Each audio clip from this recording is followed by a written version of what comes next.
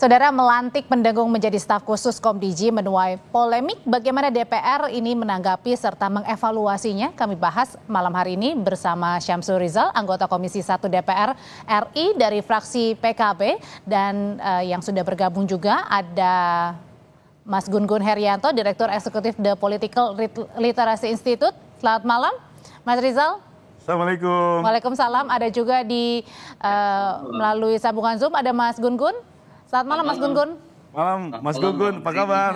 Kabar baik Mas. Halo, gimana kabar? Ya, sebenarnya Bapak-Bapak kita juga sudah berusaha untuk mengundang perwakilan dari Komdiji, tetapi hingga kita berbincang malam hari ini belum ada konfirmasi. Tapi kita tetap mulai ini mengenai perdebatan adanya staf khusus di Komdiji. Saya mau minta dulu dong awal-awal pendapatnya Pak Rizal. Siap. Ya. Dengan adanya staf khusus nih, Bu Kemkodiji. Mbak Odi, kalau kita mau meneropong soal staf khusus itu, tentu motivasinya adalah supaya Ibu Menterinya ini punya dukungan opini, dukungan strategi, dukungan supporting lah intinya untuk melaksanakan tugasnya. Support system ya. Support sistemnya, dan tentunya ada tugas khusus untuk mencapai tujuan tertentu.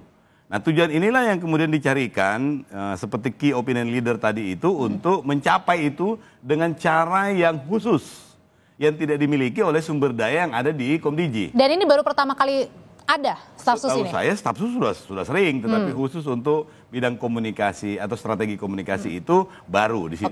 Yang kemudian muncul polemik itu adalah apakah yang bersangkutan ini cukup memiliki kompetensi, yang kedua cukup memiliki kredibilitas. Termasuk nama Rudi Valinka atau Rudi Sutanto? Termasuk nama-nama itu. Karena memiliki kompetensi dan memiliki kredibilitas untuk membantu mendrive opini itu sehingga kondusif dan favorable untuk kinerja seorang menteri. Nah, itu yang paling utama. Oke, saya mau tanya kalau gitu ke Mas Gun-Gun. Mas Gun-Gun, sebenarnya kalau dilihat seberapa penting sih punya staf khusus yang kemudian, staf khusus mungkin biasa, tapi kemudian yang kemudian lebih spesial lagi seperti ada staf khusus kemitraan global, staf khusus bidang strategi komunikasi di Komdiji ini? Sebenarnya kalau varian staf khusus ya yang membantu dan menguatkan posisi menteri untuk menjalankan tugasnya itu sebenarnya baik-baik saja. Kenapa? Karena kan ini bicara soal orientasi komunikasi yang dikelola ya secara institusional. Karena kementerian ini memang salah satu jantung dari basis informasi ya yang kemudian perlu menjadi kekuatan dari pemerintahan Pak Prabowo. Persoalannya adalah apakah orang yang tepat gitu ya mengelola komunikasi di tengah keharusan pemerintah dalam konteks ini adalah Kementerian Bu Mutia Hafidz ini untuk kemudian mengelola komunikasinya jauh lebih baik dibanding era-era sebelumnya. Karena kan bicara soal bukan hanya semata-mata soal konseptualisasi komunikasi, tapi juga respon publik atas orang yang menempati posisi. Nah, tapi masalah dengan kredibilitas sendiri dengan dipilihnya Rudi Valinka atau Rudi Sutanto ini menuai polemik jadinya, Mas Gun?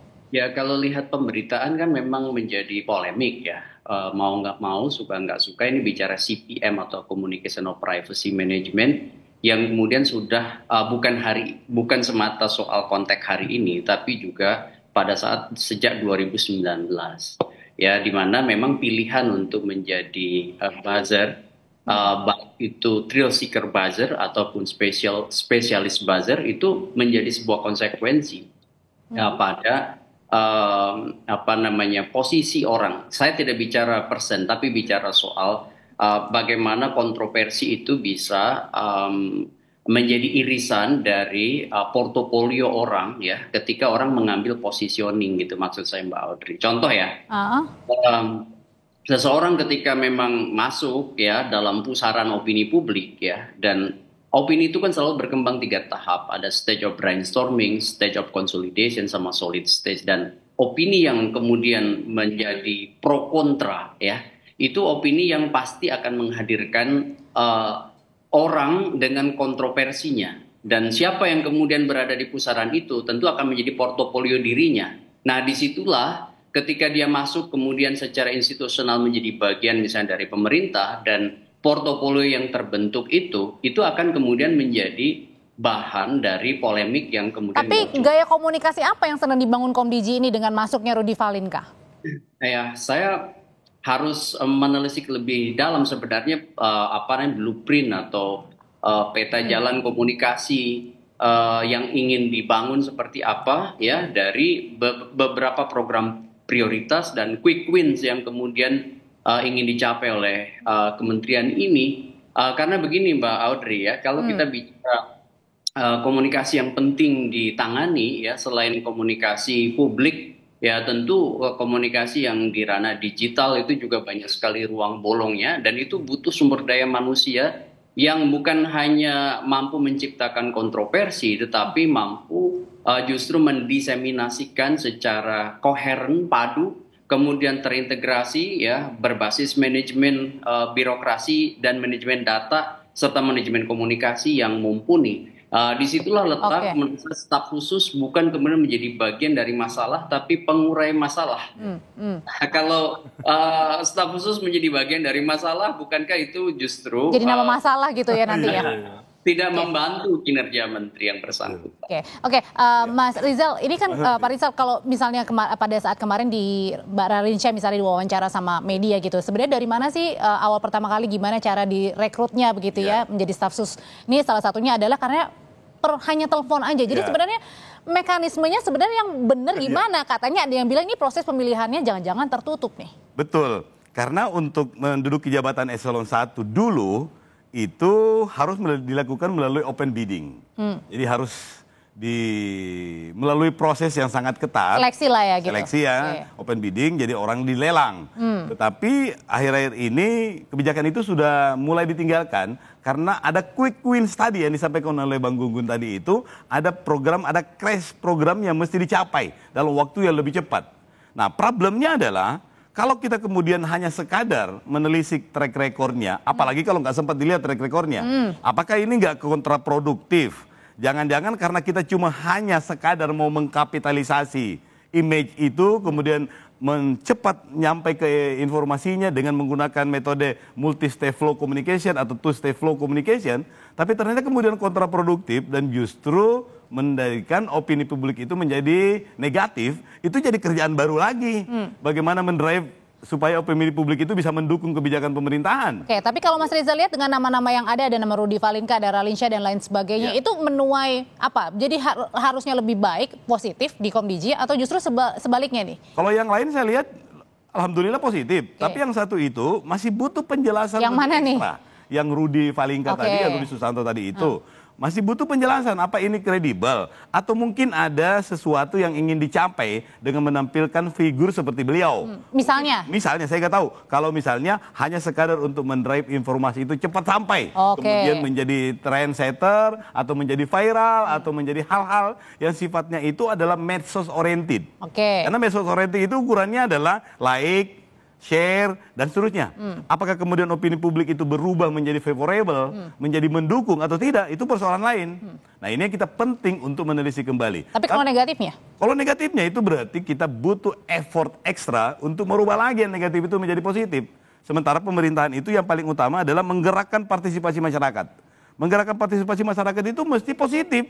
Mesti masyarakat itu trust. Jadi trustworthiness itu mesti dibangun. Dan yang paling utama itu adalah KOL-nya itu adalah orang yang memiliki kompetensi dan kredibilitas yang sesuai dengan apa yang ingin dicapai oleh kementerian ini. Jadi kalau nama Mas Rudy atau Pak Rudy Valinka ini tidak memenuhi, kalau menurut dari... Saya secara pribadi dalam konteks sebagai anggota DPR pun juga itu mestinya Komdiji itu menjelaskan bahwa yang ingin dicapai dari seorang profil beliau itu adalah ini. Sehingga masyarakat kemudian bisa paham, oh begini ya. Tapi kan Bu Mutia bilang katanya saya nggak paham, saya hanya taunya ya Rudy Sutanto bukan. Nah disitulah komunikasi publiknya itu boleh disampaikan, itu tidak seperti yang kita inginkan.